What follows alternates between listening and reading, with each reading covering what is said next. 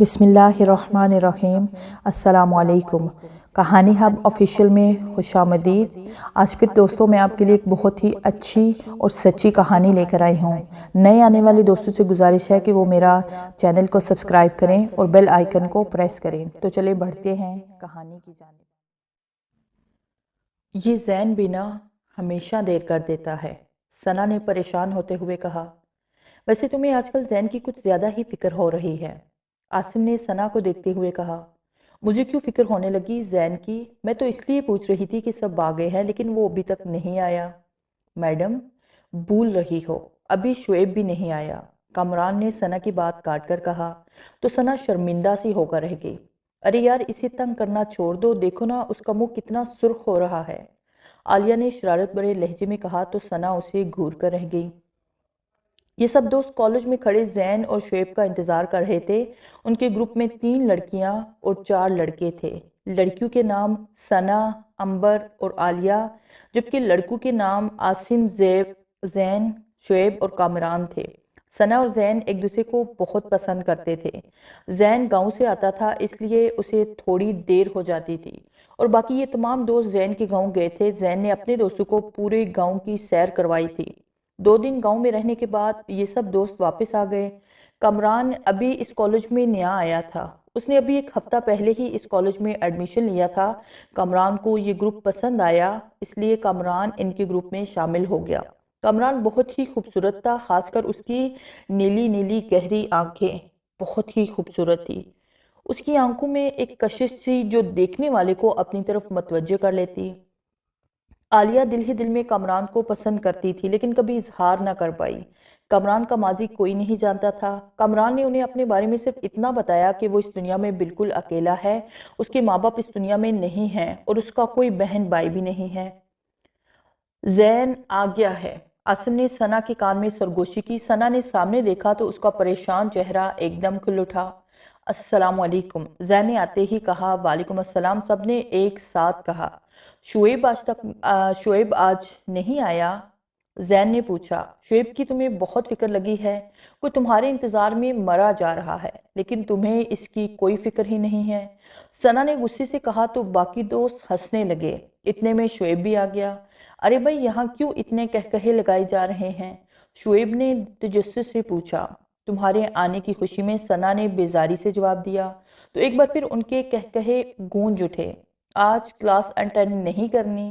عنبر نے کہا تو سب دوست کلاس کی طرف بڑھ گئے۔ آج سارا دن زین بہت پریشان تھا، اس کی یہ پریشانی سب نے نوٹ کی تھی۔ چھٹی ہوئی تو سب دوست باہر آ گئے۔ زین کوئی پریشانی ہے؟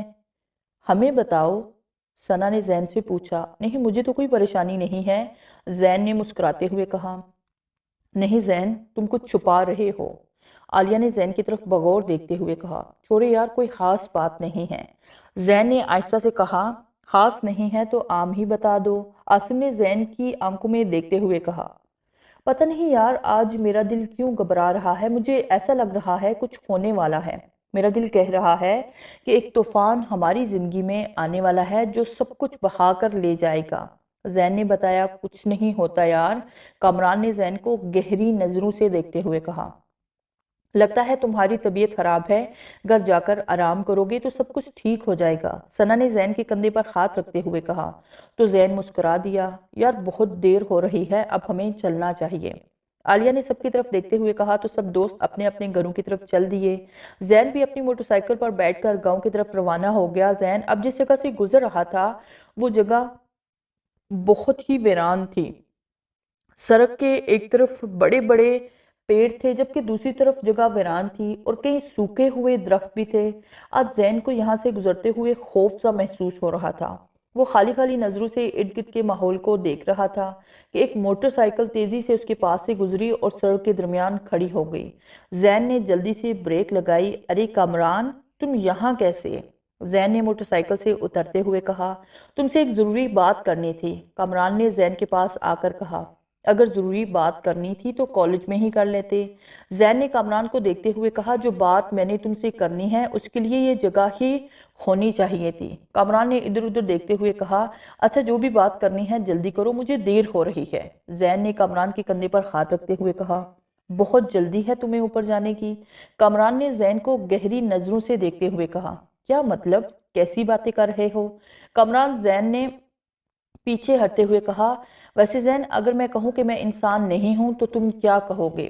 کامران نے زین کی طرف دیکھتے ہوئے کہا، تو میں کہوں گا کہ تم جھوٹ بول رہے ہو۔ زین نے مسکراتے ہوئے کہا، زین میں انسان نہیں ہوں۔ کامران نے آہستہ سے کہا، اچھا تو پھر کیا ہو؟ زین نے مسکراتے ہوئے کہا، خود ہی دیکھ لو۔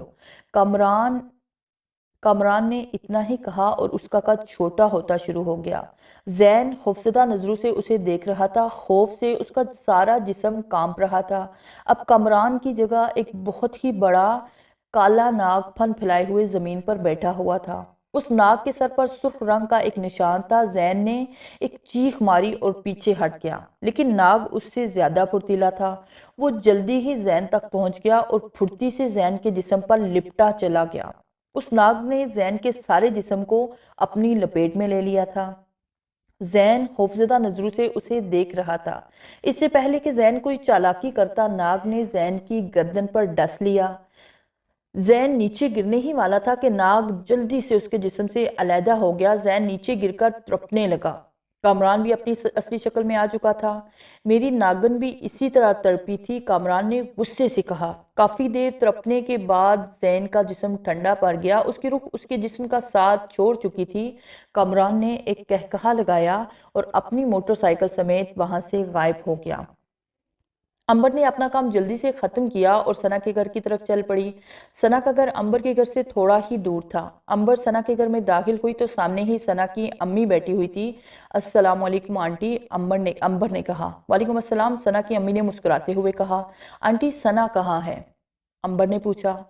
اپنے کمرے میں ہے، ثنا کی امی نے بتایا۔ اچھا آنٹی میں جاتی ہوں، امبر نے کہا اور ثنا کے کمرے کی طرف بڑھ گئی۔ ثنا کے کمرے کا دروازہ کھلا ہوا تھا، وہ بیڈ پر بیٹھی ہوئی تھی۔ ہیلو امبر، ثنا کے سامنے بیٹھتے ہوئے امبر نے کہا۔ اوہ تم، ثنا نے امبر کی طرف دیکھتے ہوئے کہا۔ کیا ہو رہا ہے؟ امبر نے پوچھا۔ یار کافی دیر سے زین کو کال کر رہی ہوں لیکن وہ ریسیو ہی نہیں کر رہا ہے، ثنا نے مصروف ہوتے ہوئے انداز سے امبر کو کہا۔ اس سے پہلے کہ ثنا کچھ کہتی اس کا موبائل بج اٹھا۔ زین کی ہی کال ہے، ثنا نے کہا اور موبائل کان سے لگایا۔ ہیلو، کیا یہ نہیں ہو سکتا، ثنا نے روتے ہوئے کہا اور موبائل اس کے ہاتھ سے نیچے گر گیا۔ امبر نے جلدی سے موبائل اٹھایا اور اپنے کان سے لگا لیا۔ ہیلو، کیا یہ سب کیسے ہو گیا؟ اور پھر تھوڑی دیر بعد اس نے رابطہ منقطع کر دیا۔ ثنا مسلسل روئی جا رہی تھی۔ امبر بھی خود کو سنبھال نہ سکی اور رونے لگی۔ امبر نے ثنا کو گلے سے لگا لیا اور کہا، ہونی کو کوئی نہیں ٹال سکتا، خود کو سنبھالو ثنا، کسی ایک شخص کے چلے جانے سے زندگی رک تو نہیں جاتی نا۔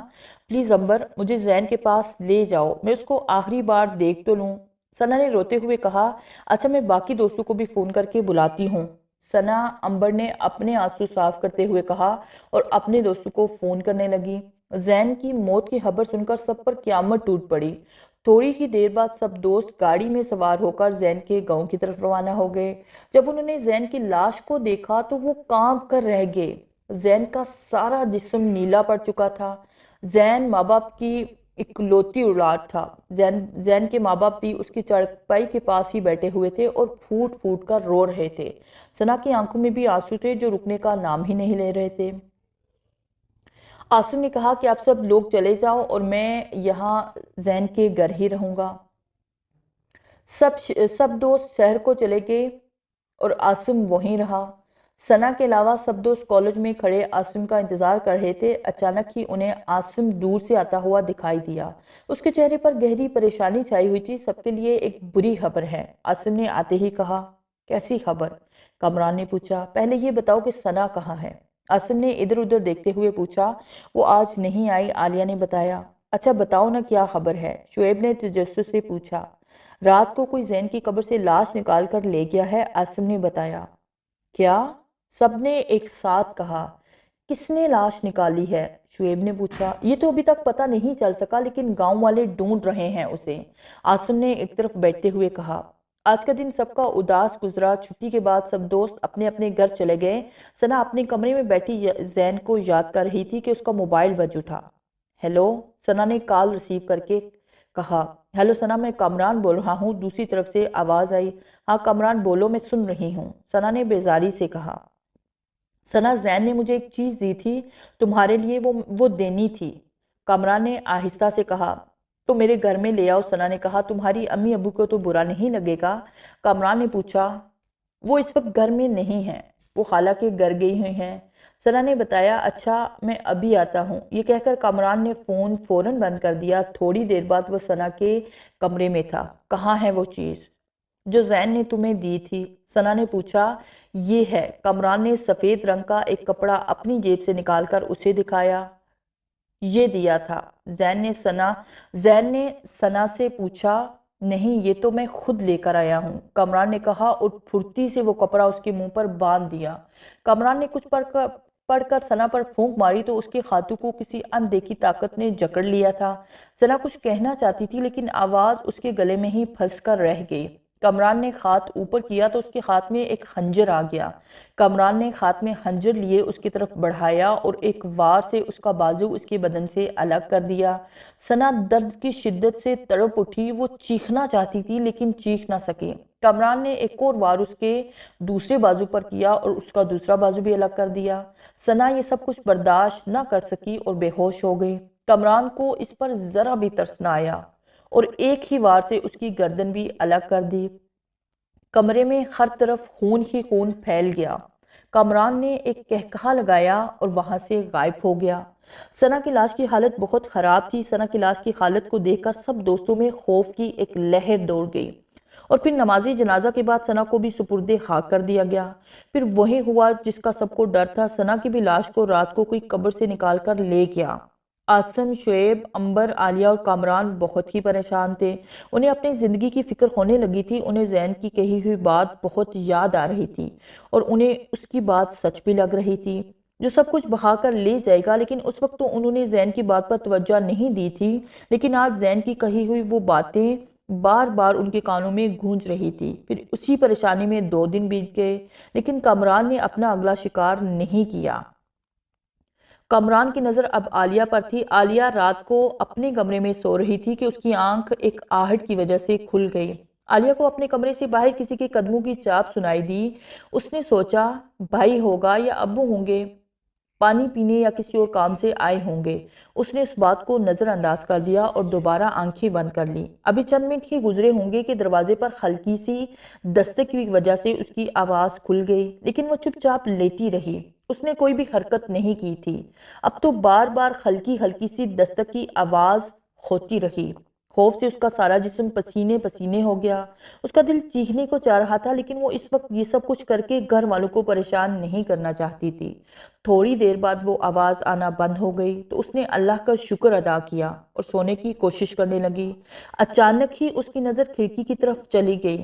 खिड़की के बाहर उसे एक अक्स दिखाई दिया। उस अक्स को देखने के बाद उसके खौफ में मजीद इजाफा हो गया। उसके दिल की धड़कन और तेज हो गई और वो टिकटिकी बांधे हुए उस अक्स को देखने लगी। कौन हो? आलिया ने हिम्मत करके पूछा। आलिया, मैं कमरान हूँ, तुमसे एक ज़रूरी बात करने आया हूँ, कमरान ने आहिस्ता से कहा। तो आलिया जल्दी से दरवाजे के पास आई और दरवाज़ा खोल दिया। सामने कमरान खड़ा मुस्कुरा रहा था। कमरान, तुम इस वक्त यहाँ क्या कर रहे हो? आलिया ने आहिस्ता से पूछा। यार तुमसे एक ज़रूरी बात करनी थी, कमरान ने मुस्कुराते हुए कहा। कमरान, जो भी बात करनी है जल्दी करो, किसी ने देख लिया तो बदनामी होगी, आलिया ने दरवाज़ा बंद करते हुए कहा। जब उसने कमरान की तरफ देखा तो एकदम कांप कर रह गई। कमरान के हाथ में एक चमकता हुआ खंजर था और वो उसे खूंखार नजरों से घूर रहा था। उसकी आंखें जितनी खूबसूरत थी उतनी ही वहशत बढ़ी हुई थी। इससे पहले कि आलिया चीखती, कमरान ने कुछ पढ़कर उस पर फूंक मार दी। आलिया ने चीखना चाहा लेकिन उसकी आवाज़ गले में ही दब कर रह गई। आलिया बार बार मुंह खोलकर चीखना चाह रही थी लेकिन वो नाकाम रही। कमरान ने उस पर ऐसा कुछ पढ़कर फूंक दिया था कि जिसकी वजह से वो बोल भी नहीं सकती थी। कमरान ने उसे एक ही लम्हे में गूंगा कर दिया था। आलिया ने जिससे प्यार किया था, जिसे दिल ही दिल में दीवानगी की हद तक चाहा था, आज वही उसके सामने उसकी मौत बना खड़ा था। वो आलिया को खा जाने वाली नजरों से देख रहा था। अचानक ही कमरान अपने जिस्म को हरकत दी और आलिया की तरफ बढ़ा। आलिया नहीं नहीं में सर हिला रही थी। खौफ से उसका चेहरा सफेद पड़ चुका था। کامران عالیہ کے پاس پہنچا اور اسے بالوں سے پکڑ لیا اور خنجر کے پے در پے وار اس کے چہرے پر کر دیے۔ وہ درد کی شدت سے تڑپ رہی تھی لیکن وہ اپنے منہ سے ایک آواز بھی نہیں نکال پائی تھی۔ اچانک ہی کامران نے اپنا ہاتھ روک لیا۔ عالیہ کا سارا چہرہ خون سے تر ہو چکا تھا لیکن اس کی آنکھیں ابھی بھی سلامت تھی۔ کامران نے گہری نظروں سے اسے دیکھا۔ عالیہ نے اپنے ہونٹوں کو حرکت کی۔ وہ اس سے کچھ کہنا چاہتی تھی، اسے پوچھنا چاہتی تھی کہ آخر میرا قصور کیا ہے؟ مجھے کس جرم کی سزا دے رہے ہو؟ میں نے تو تم سے بنا پوچھے ہی پیار کیا تھا، اس پیار کی اتنی بڑی سزا دے رہے ہو؟ وہ یہ سب کچھ اس سے پوچھنا چاہتی تھی لیکن اس کی آواز گلے میں ہی دب کر رہ گئی تھی۔ اچانک ہی کامران کا ہاتھ ایک دفعہ پھر حرکت میں آیا۔ اب کامران کے خنجر کا نشانہ اس کی آنکھیں تھیں۔ اس نے خنجر کو اپنی طرف بڑھتے ہوئے دیکھا تو اپنی آنکھوں کو بند کر لیا۔ کامران کو اس پر ذرا بھی ترس نہ آیا۔ پھر اس سے خنجر سے وار کر کے اس کی آنکھوں کو باہر نکال دیا۔ وہ اس کے ہاتھوں میں تڑپ تڑپ کر رہ گئی تھی۔ پھر کامران نے اس کے باقی جسم پر بھی خنجر کے وار کرنا شروع کر دیے۔ کامران نے اس کا سارا جسم خون سے تر کر دیا تھا۔ ابھی اس کے جسم میں چند سانسیں باقی تھی۔ کامران نے اپنا آخری وار کیا اور خنجر اس کے سینے میں اتار دیا۔ تھوڑی دیر تڑپنے کے بعد دھیرے دھیرے اس کا جسم ٹھنڈا پڑ گیا۔ کامران نے ایک نفرت بڑی نظر اس کو دیکھا اور وہاں سے غائب۔ صبح جب عاصم، شعیب اور عنبر کو عالیہ کی موت کی خبر ملی تو ان پر قیامت ٹوٹ پڑی۔ سب کے چہروں پر خوف تھا، موت کا خوف۔ انہیں اب اس بات کا یقین ہو گیا تھا کہ جو کوئی بھی ہے، جو کوئی بھی یہ قتل کر رہا ہے، وہ صرف ہم دوستوں کا ہی دشمن ہے، کیونکہ ابھی تک جتنے بھی قتل ہوئے تھے ان کے دوستوں کے ہی ہوئے تھے۔ کامران بھی ان پر یہی ظاہر کر رہا تھا کہ وہ ان سب واقعات سے بہت زیادہ خوفزدہ ہے۔ وہ ہر وقت ان کے ساتھ رہتا تھا، ان کے غم میں برابر کا شریک ہوتا تاکہ کسی کو شک بھی نہ ہو کہ یہ گنونا کھیل وہی ان کے ساتھ کھیل رہا ہے۔ بہرحال جب انہوں نے عالیہ کی لاش کو دیکھا تو وہ پھوٹ پھوٹ کر رو دیے۔ عنبر تو بہت ہی زیادہ رو رہی تھی، اس کی آنکھوں سے آنسو رکنے کا نام ہی نہیں لے رہے تھے۔ جس نے بھی عالیہ کی یہ حال کیا ہے، اگر وہ میرے سامنے آ جائے نا تو میں اس کی بوٹی بوٹی کر دوں، شعیب نے روتے ہوئے کہا۔ ہاں یار، بہت ہی برا حال کیا ہے اس نے عالیہ کا۔ اس ظالم کو ذرا بھی ترس نہ آیا۔ اس معصوم پر ہم اس کو کبھی بھی معاف نہیں کریں گے۔ عاصم نے اپنے آنسو صاف کرتے ہوئے کہا، یار کیسی باتیں کر رہے ہو؟ کوئی قاتل قتل کرتے ہوئے یہ کہتا ہے کہ یہ قتل اس نے کیا ہے؟ کامران نے دونوں کی طرف دیکھتے ہوئے کہا۔ بہرحال عالیہ کی لاش کی حالت بہت ہی خراب تھی، اس لیے اسے جلد ہی نماز جنازہ کے بعد دفن کر دیا گیا۔ اس کام سے فارغ ہو کر سب دوست اپنے اپنے گھروں میں چل دیے۔ شام کو عاصم اپنے کمرے میں خاموش بیٹھا ہوا کئی دیر سے کچھ سوچ رہا تھا۔ پھر اچانک ہی اس کے ذہن میں ایک ترکیب آئی۔ اس نے فون کر کے شعیب کو اپنی طرف بلا لیا۔ 10 منٹ بعد شعیب عاصم کے کمرے میں داخل ہوا۔ ہاں یار، کیوں بلایا ہے؟ شعیب نے عاصم کے پاس بیٹھتے ہوئے کہا، پہلے تم مجھ سے وعدہ کرو کہ میں جو تم سے کہنے والا ہوں اس میں تم میرا ساتھ دو گے۔ عاصم نے شعیب کو گہری نظروں سے دیکھتے ہوئے کہا، ہاں یار، جو تم کہو گے میں وہ سب کچھ کرنے کے لیے تیار ہوں۔ شعیب نے کہا، دیکھ یار، جو بھی یہ قتل کرتا ہے وہی رات کو قبر سے لاش نکال کر لے جاتا ہے، اور مجھے پورا یقین ہے کہ وہ آج رات عالیہ کی لاش نکالنے ضرور آئے گا۔ میں سوچ رہا ہوں کہ ہمیں قبرستان میں کہیں چھپ کر دیکھنا چاہیے کہ وہ کون ہے اور وہ لاش کہاں لے کر جائے گا۔ عاصم نے اسے اپنا منصوبہ بتایا تو وہ اس کا ساتھ دینے کے لیے تیار ہو گیا۔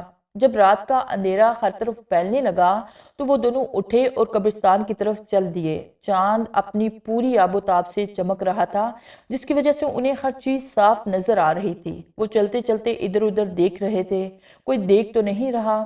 بہرحال وہ جلدی جلدی قبرستان میں جا پہنچے۔ قبرستان میں ہر طرف خاموشی کا راج تھا۔ اچانک دور کہیں کتوں کے بھونکنے کی آواز نے ماحول کو اور بھی خوفناک بنا دیا۔ وہ خاموشی سے چلتے ہوئے دھک دھک کرتے ہوئے دل کے ساتھ ایک بڑی سی قبر کے پیچھے جا کر چھپ گئے۔ ان کی نظریں عالیہ کی قبر پر جمی ہوئی تھی، ان کے دل دھک دھک کر رہے تھے۔ خوف ان کے چہروں پر نمایاں ہو رہا تھا، کیونکہ آج وہ پہلی دفعہ رات کو قبرستان آئے تھے۔ اس سے پہلے وہ کبھی بھی رات کو قبرستان میں نہیں آئے تھے۔ اچانک ہی انہیں ایک طرف سے قدموں کی چاپ سنائی دی تو وہ اس طرف متوجہ ہوئے۔ انہیں دور سے ایک شخص اس طرف آتا ہوا دکھائی دیا۔ وہ بہت دور تھا، اس لیے وہ اسے پہچان نہیں پا رہے تھے۔ وہ چلتا ہوا بڑی قبر کے پاس سے گزرا تو ان کے منہ حیرت سے کھلے کے کھلے رہ گئے۔ انہوں نے اسے پہچان لیا تھا۔ وہ کوئی اور نہیں بلکہ ان کا اپنا ہی دوست کامران تھا۔ کامران چلتا ہوا عالیہ کی قبر کے پاس جا کر رک گیا۔ وہ گہری نظروں سے اس کی قبر کو دیکھ رہا تھا۔ یہ کامران اس وقت یہاں کیا کر رہا ہے؟ شعیب نے عاصم کے کان میں سرگوشی کی تو عاصم نے اس کو خاموش رہنے کو کہا۔ کامران گہری نظروں سے اس کی قبر کو دیکھ رہا تھا۔ پھر اس نے اس سر کو حرکت دی اور گھوم کر ادھر ادھر دیکھا۔ جب اس کو تسلی ہو گئی کہ یہاں کوئی بھی نہیں ہے تو اس نے ایک جاڑی سے زمین کھودنے والا اوزار نکالا اور عالیہ کی قبر کی طرف بڑھا۔ پھر کچھ ہی دیر بعد اس قبرستان کے پرسکون ماحول میں پھوڑے کی آوازیں گونجنے لگی۔ جلد ہی اس نے قبر سے ساری مٹی ہٹا لی تھی۔ پھر وہ جلدی سے قبر میں اتر گیا اور عالیہ کی لاش کو قبر میں سے باہر نکال کر رکھ دیا۔ اس کے بعد وہ قبر سے نکلا اور وہ دوسری طرف جاڑی میں جا کے چھپا۔ عاصم اور شعیب اسے یہ سب کرتا دیکھ رہے تھے۔ پھر کامران نے عالیہ کی لاش کو کندھے پر اٹھایا اور قبرستان میں سے باہر کی طرف چل دیا۔ عاصم اور شعیب بھی اس کے پیچھے پیچھے تھے۔ کامران قبرستان سے نکل کر دوسری طرف بنے جنگل میں داخل ہو گیا۔ جنگل بہت گھنا تھا، ہر طرف وحشت ہی وحشت تھی۔ وہ دونوں بھی ڈرتے ہوئے اس کے پیچھے ہی پیچھے تھے۔ کامران ایک کنویں کے پاس جا کر رک گیا۔ اس نے عالیہ کی لاش کو کندھے سے اتار کر کنویں میں پھینک دیا اور پھر وہ خود بھی کنویں میں اتر گیا۔ عاصم اور شعیب کنویں کے پاس آئے۔ انہوں نے آہستہ سے کنویں میں جھانک کر دیکھا تو کنویں پر ایک عجیب سی روشنی پھیلی ہوئی تھی۔ وہ سوکھا ہوا کنواں تھا جس کے ایک طرف کمرہ بھی بنا ہوا تھا۔ اس کنویں میں اترنے کے لیے لکڑی کی ایک سیڑھی بھی تھی۔ کامران اس سیڑھی سے اتر رہا تھا۔ سیڑھی سے اترنے کے بعد اس نے عالیہ کی پھینکی ہوئی لاش کو اٹھایا اور اس کمرے میں گھس گیا۔ عاصم اور شعیب بھی آہستہ آہستہ کنویں میں اترنے لگے۔ ان کا خوف کافی حد تک ختم ہو چکا تھا۔ وہ دیکھنا چاہتے تھے کہ کامران کیا کرنا چاہتا ہے۔ وہ نیچے اترے تو اس کمرے کا دروازہ بند تھا۔ عاصم نے دروازے کو ہلکا سا دھکا دیا تو وہ دروازہ بنا آواز کے کھل گیا۔ دوسری طرف کا منظر دیکھ کر وہ حیران رہ گئے۔ خوف ان کے چہروں پر پھر سے نمایاں ہونے لگا۔ وہ ٹکٹکی باندھے ہوئے اس ہولناک منظر کو دیکھ رہے تھے۔ کمرے میں وحشت ہی وحشت پھیلی ہوئی تھی۔ کمرے میں سامنے ہی پتھر کا ایک بہت بڑا سا تخت بنا ہوا تھا جس پر عالیہ کی لاش پڑی ہوئی تھی۔ عالیہ کے ساتھ ہی ایک اور لڑکی کی بھی لاش تھی۔ کامران اس تخت کے سامنے کھڑا تھا۔ کمرے کے ایک کونے میں دو ڈھانچے پڑے ہوئے تھے اور کمرے میں موجود ہر چیز خون سے رنگی ہوئی تھی۔ کامران نے ابھی تک پیچھے نہیں دیکھا تھا۔ وہ خاموشی سے اندر داخل ہوئے۔ سامنے کی دیوار پر لگی ہوئی تصویر نے انہیں چونکا دیا۔ دیوار پر زین، ثنا، عالیہ، عنبر، عاصم اور شعیب کی تصویریں لگی ہوئی تھی اور ان تصویروں پر ایک سرخ رنگ کی لائن بھی لگی ہوئی تھی۔ دوسری دیوار پر ایک بہت ہی خوبصورت حسینہ کی تصویر لگی ہوئی تھی۔ وہ لڑکی بے حد خوبصورت تھی اور اس کی نیلی نیلی گہری آنکھیں بالکل کامران جیسی تھی۔ شعیب اور عاصم نے کامران کی طرف دیکھا تو وہ آنکھیں بند کیے ہوئے منہ ہی منہ میں کچھ پڑھنے میں مصروف تھا۔ عالیہ کی لاش کے ساتھ اس تصویر والی حسینہ کی لاش پڑی ہوئی تھی۔ اس کا خوبصورت چہرہ اور جسم زخموں سے بڑا ہوا تھا۔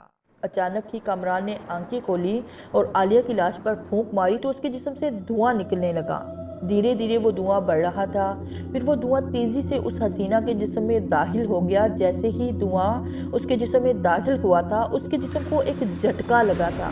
عاصم اور شعیب خوفزدہ نظروں سے یہ سب منظر دیکھ رہے تھے۔ جب انہوں نے دوبارہ عالیہ کی لاش کی طرف دیکھا تو وہ کانپ کر رہ گئے کیونکہ اب عالیہ کی لاش کی بجائے وہاں ایک ڈانچہ پڑا ہوا تھا۔ کامران اس کام سے فارغ ہو کر جیسے ہی پیچھے مڑا تو عاصم اور شعیب کو دیکھ کر وہ ایک دم ڈر سا گیا۔ پھر اس نے ایک زوردار قہقہا لگایا۔ آج میرے دشمن خود ہی چل کر میرے پاس آ گئے۔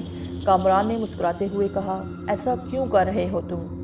عاصم نے چیخ کر کہا، ہم تمہیں زندہ نہیں چھوڑیں گے۔ شعیب نے غصے سے کہا۔ اس سے پہلے کہ وہ کامران کی طرف بڑھتے، کامران نے کچھ پڑھ کر ان پر پھونک ماری تو عاصم اور شعیب کے ہاتھ پاؤں کسی اندیکھی زنجیر نے جکڑ لیے۔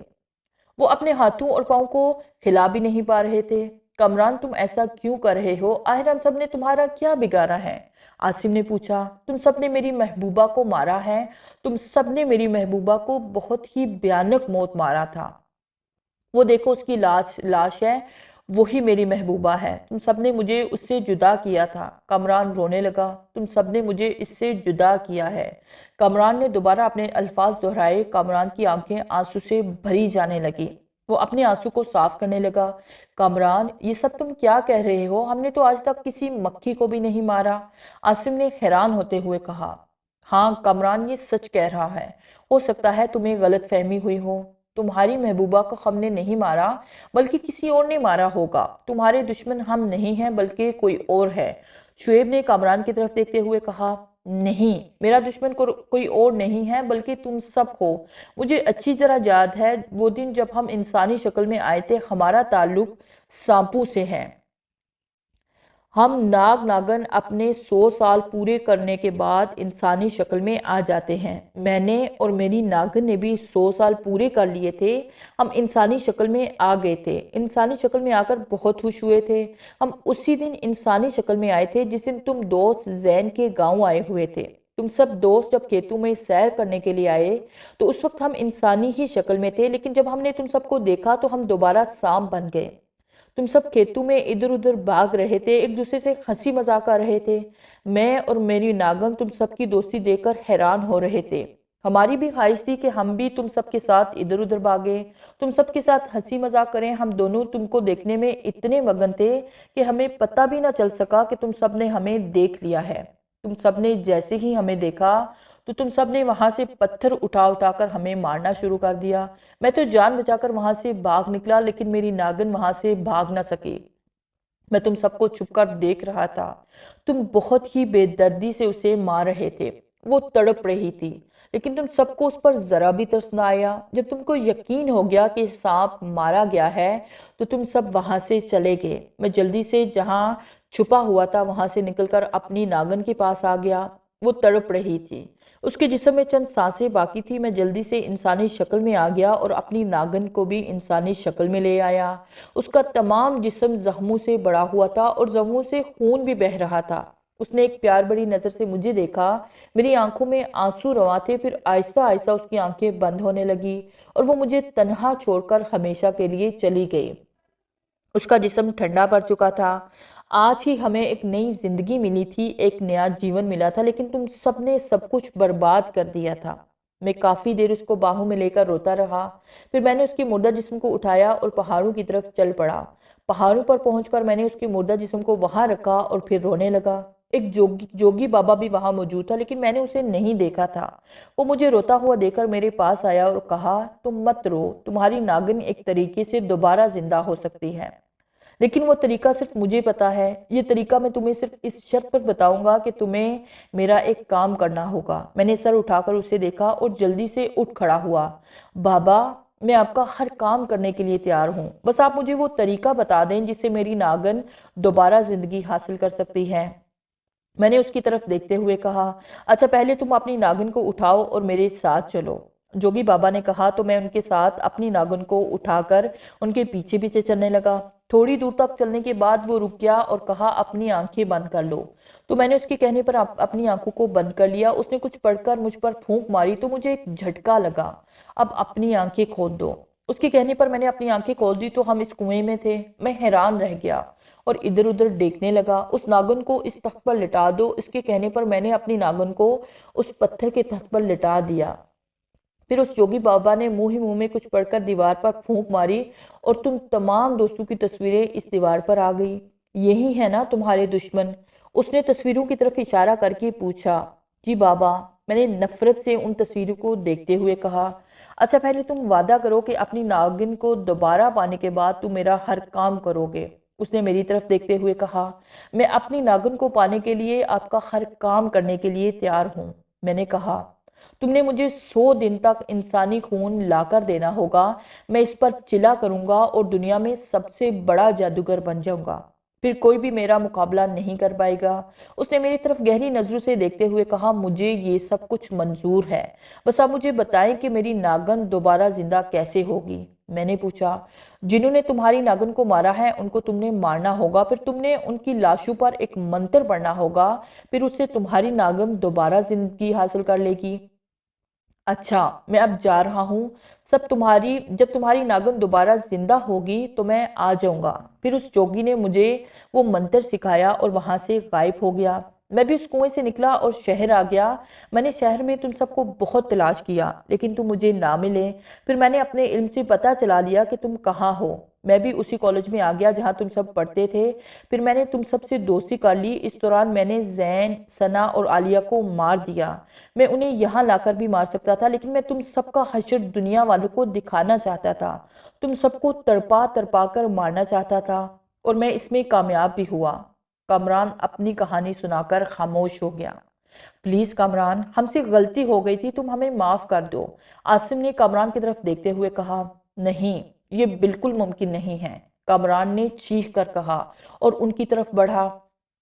کامران نے ہاتھ اوپر کیا تو اس کے ہاتھ میں خنجر آ گیا۔ وہ خنجر اٹھائے ان کی طرف بڑھ رہا تھا۔ وہ وہاں سے بھاگنا چاہتے تھے لیکن اندیکھی زنجیروں نے انہیں جکڑ رکھا تھا۔ کامران شعیب کے پاس پہنچا اور شعیب کے سینے میں خنجر مارنے لگا کہ اچانک ہی اس کے پیچھے سے سفید دھواں پھیلنے لگا۔ اس دھوئیں کا کوئی بھی وجود نہیں تھا۔ کامران نے جیسے ہی شعیب کے سینے پر وار کرنا چاہا تو اس کا ہاتھ ہوا میں ہی رک گیا۔ کسی اندیکھے وجود نے اس کا ہاتھ پکڑ لیا تھا۔ پھر اسی لمحے کامران کی بھیانک چیخیں گونج اٹھی۔ اس دھوئیں کے اندیکھے وجود نے پیچھے سے کامران پر خنجر سے وار کیا تھا جس سے کامران کی بھیانک چیخیں گونج اٹھی تھی۔ کامران نیچے گر کر تڑپنے لگا۔ اس دھوئیں میں انہیں اب بھی وجود نظر نہیں آیا۔ عاصم اور شعیب حیران ہو کر اس دھوئیں کو دیکھ رہے تھے جس نے ان کی جان بچائی تھی۔ کامران ابھی تک تڑپ رہا تھا۔ اچانک اس دھوئیں سے وہ خنجر لہراتا ہوا آیا اور کامران کے سینے میں گھس گیا۔ کامران کی ایک بھیانک چیخ اس کمرے میں گونجی اور اس کے جسم کو آگ لگ گئی۔ عاصم اور شعیب نے دیکھ کر جو حسینہ تخت پر لیٹی ہوئی تھی اس کے جسم کو بھی آگ لگی ہوئی تھی۔ عاصم اور شعیب کے ہاتھ پاؤں آزاد ہو چکے تھے اور وہ حیران ہو کر ان دونوں کو جلتے ہوئے دیکھ رہے تھے۔ آگ آہستہ آہستہ کمرے کو بھی اپنی لپیٹ میں لے رہی تھی۔ اچانک ہی اس دھوئیں نے حرکت کی اور عاصم اور شعیب کی طرف بڑھا اور انہیں اپنی لپیٹ میں لے لیا۔ ان کو دھوئیں کے سوا اب کچھ بھی نظر نہیں آ رہا تھا۔ پھر اچانک ہی وہ دھواں ان سے ہٹ کر ایک طرف کو کھڑا ہو گیا۔ عاصم اور شعیب نے اپنے ارد گرد دیکھا تو وہ کنویں سے باہر کھڑے تھے اور وہ دھواں ان کے سامنے لہرا رہا تھا۔ تم جو بھی ہو، ہمارے محسن ہو۔ تم نے ہماری جان بچائی ہے۔ ہم تمہارا یہ احسان زندگی بھر نہیں بھولیں گے۔ عاصم نے اس دھوئیں کو دیکھتے ہوئے کہا، ہمارے محسن تم کون ہو اور ہمارے سامنے کیوں نہیں آتے؟ شعیب نے پوچھا، میں انسانوں کا ہمدرد ہوں، میرا کوئی وجود نہیں ہے۔ وہ جوگی چلا کر لیتا تو انسانوں پر بہت ظلم کرتا۔ وہ چلے کے دوران 100 انسانوں کا خون کامران اور اس کی ناگن سے کرواتا، لیکن میں نے اسے یہ سب کرنے سے پہلے ہی مار دیا۔ وہ انسانیت کا دشمن تھا۔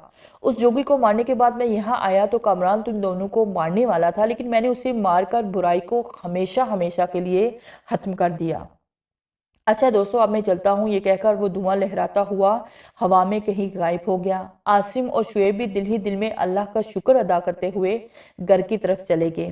اس واقعے کو کافی سال بیت گئے ہیں۔ شعیب نے امبر سے شادی کر لی تھی جبکہ عاصم کی بھی شادی اپنی کزن سے ہو گئی تھی۔ وہ اپنے اپنے گھروں میں بہت خوش ہیں لیکن وہ اپنے دوستوں کو آج تک نہیں بھول